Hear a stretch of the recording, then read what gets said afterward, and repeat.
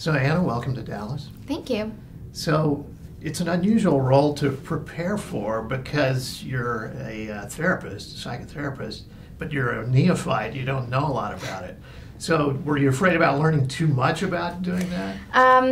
No, I knew that I wouldn't have time to learn too much, so I wasn't worried about that. But I did meet with a therapist who is a young woman and does work that's similar to what Catherine does in the movie, and she actually talked to me about what it was like for her starting out, and what she was nervous about, what the mistakes that she thought she made, and so we sort of put all that into Catherine because Catherine's making so many mistakes. Does she really play new age music?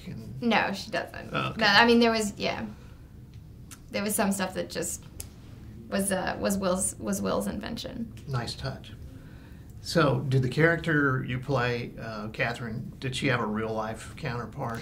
No, not really. Will did see a therapist, but she was 65, and they didn't have a relationship. So Sure. Yeah, Catherine was one of the fictional characters, but that was great because it sort of meant that I got to build her from the ground up. So, what's Jonathan Levine like? Jonathan's really cool, really relaxed.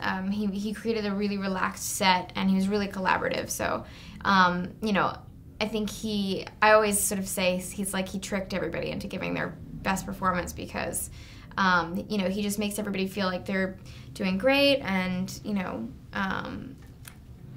that you're making his job really easy. So, I think that just makes everyone more open and more receptive to each other, and he's he's like a Jedi master, sort of. It seems like he's not doing that much, but then you realize you've been sort of subtly manipulated. Mm-hmm. So, did you buddy up with anybody on set in particular?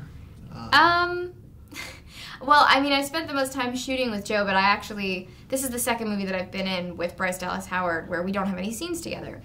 So I really wanted, this time was the only time I even got to meet her, and I was really excited about meeting her. So we had like a cast dinner at the end of the shoot, and I, sort of attacked her. I, sort of stuck by her side all night and got to know her, and I think she's, absolutely adorable and wonderful. So even though we don't have any scenes together, I totally fell in love with Bryce Dallas Howard. Mm-hmm.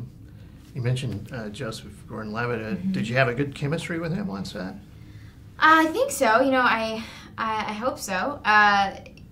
Joe mentioned to me, as it was my first kind of romantic role, it helps when you at least get along with the other person. Mm-hmm. And I hadn't really even thought about that. I just sort of had taken that for granted. So it was really nice, that he and I got along. He's a great guy. He's, obviously he's a handsome guy. So, that was an added bonus. Mm-hmm. And, he just really helped me out with all that kind of stuff because it was my first time doing any kind of flirtation on screen. Mm-hmm. So, in your opinion, why should people get out to see this movie, 50/50? I think it's funny. I think it's so funny, and I was really nervous about doing a comedy about cancer because that seems really strange. But I think it's so honest, and knowing that it's coming from someone's real story, I think it just helps you realize that this is just one man's experience, and this is just what he took out of it. Mm-hmm. Well, thank you very much. Thanks very much. All right. Okay, start camera.